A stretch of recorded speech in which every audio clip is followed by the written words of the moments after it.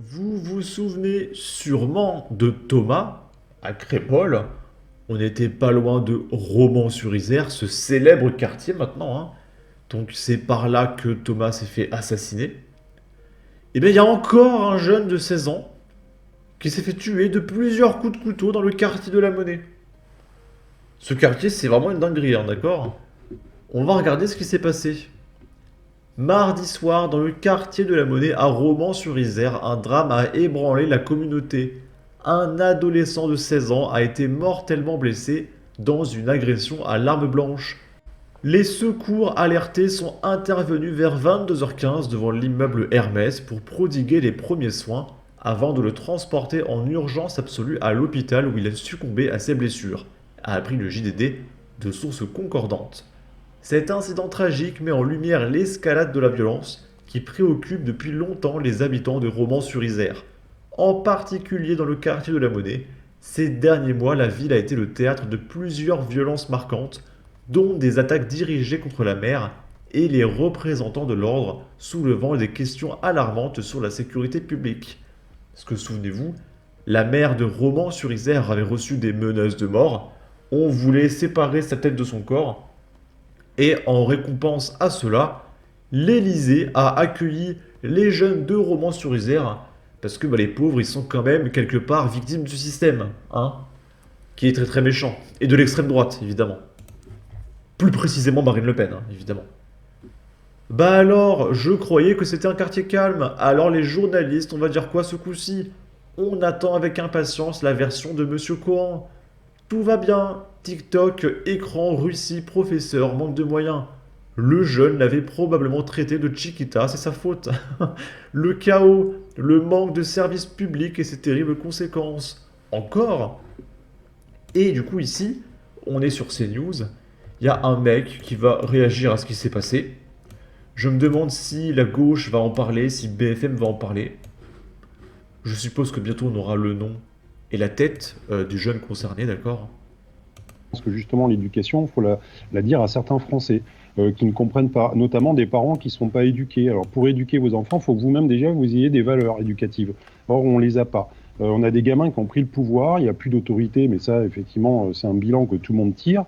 Nous, les collègues, ils nous disent quoi? Ils nous disent, nous, sur le terrain, quand on a des gamins de 10 ans, 12 ans, 13 ans qui viennent à la confrontation, qui nous insultent, qui viennent nous provoquer, on n'a pas de réaction. Avant, moi, les anciens, je peux vous dire que les enfants, ils se faisaient secouer.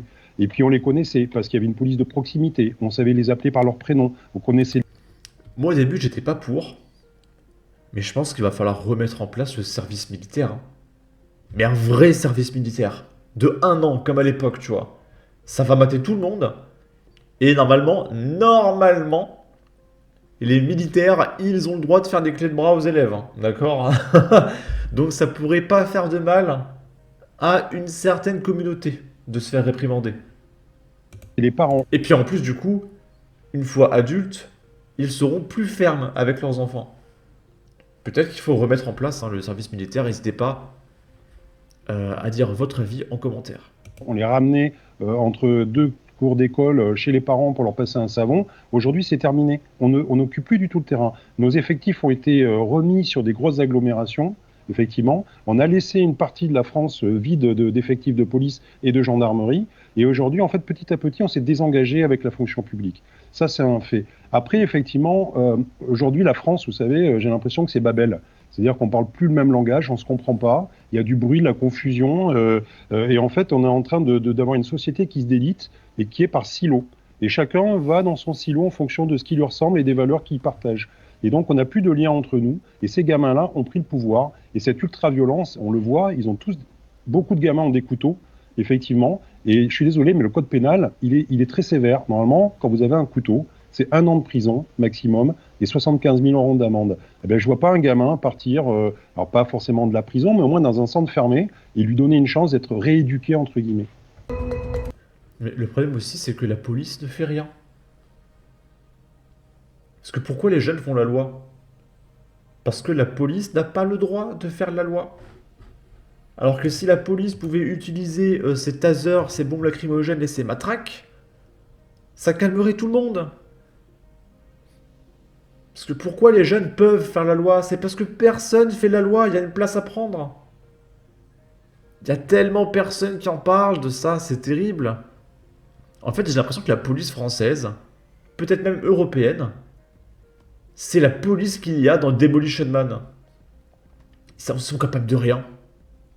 C'est pas leur faute, hein, c'est la hiérarchie au-dessus, mais quand même. C'est moche de prendre le Salvador comme exemple, car c'est une dictature. C'est vrai que c'est mieux de se laisser imposer une dictature sanguinaire par d'autres. Sans doute le prix à payer pour pouvoir se targuer d'être plus démocratique que le Salvador. Non mais il y a de plus en plus de monde. Mais on a le droit de prendre la politique sécuritaire du Salvador sans faire de la France une dictature. On est beaucoup à penser que les mecs, faudrait les choper par groupe de 20 et les mettre dans un 5 mètres carrés entre 4 murs avec un chiotte pour 20. D'accord? Ça les calmerait tout de suite. Ici, on est à Strasbourg. Il y a un homme muni d'une arme à feu et de munitions qui a été interpellé au centre-ville dimanche alors qu'il tentait de pénétrer dans un village éphémère aménagé par la Fédération française de handball dans lequel se trouvaient de nombreux enfants. Que pouvait-il mal se passer? Je peux vous dire que des Annecy, des Samuel Paty, des Thomas, il y en a beaucoup qui vont arriver, hein. Un homme âgé de 50 ans armé d'une carabine de calibre 22, long rifle, a été interpellé à Strasbourg dans le Bas-Rhin dimanche, alors qu'il était sur le point de pénétrer dans le village éphémère aménagé par la Fédération française de football sur la place Kléber, dans le cadre du lancement des JO et dans lequel se trouvaient de nombreux enfants. Le suspect a été placé en garde à vue, indique une source proche de l'enquête, confirmant une information du journal Les Dernières Nouvelles d'Alsace. Muni d'un grand sac, le quinquagénaire a insisté pour entrer dans le village éphémère, malgré les réticences de l'agent de sécurité. Ce dernier lui a demandé d'ouvrir son sac et a alors aperçu l'arme à feu. Il a immédiatement donné l'alerte et le suspect a été arrêté par des policiers qui se trouvaient à proximité. Outre la carabine, les fonctionnaires ont trouvé dans son sac des munitions et un silencieux qui n'était pas installé sur l'arme. L'homme n'a pas justifié sa volonté d'entrer dans le village éphémère, dans lequel se trouvaient de nombreux enfants et leurs familles au moment des faits. Le suspect, qui serait en rupture de traitement psychiatrique, n'est pas inscrit au fichier SIA, Système d'information sur armes, qui recense les possesseurs d'armes, notamment les tireurs sportifs. L'enquête a été confiée au commissariat de Strasbourg. Le suspect devrait faire l'objet d'un examen de comportement afin de déterminer si son état de santé est compatible avec la mesure de garde à vue. Donc si le mec est trop malade, il ira même pas en garde à vue. D'accord? De toute façon, c'est pas grave, tout ce qu'il allait faire, c'est d'aller avec une calache dans un endroit avec plein d'enfants. Qu'est-ce qui aurait pu mal se passer? Pas la peine de faire des suppositions fantaisistes, d'accord? On devrait autoriser le port d'armes en France pour se défendre de tous ces détraqués.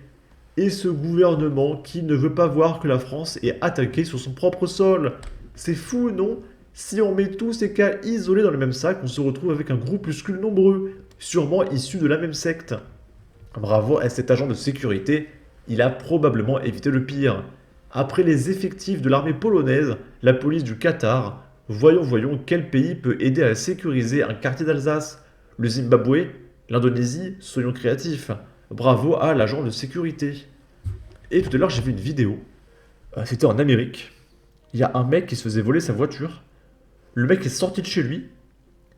Et il a mis un coup de 12 à son agresseur et le mec est mort.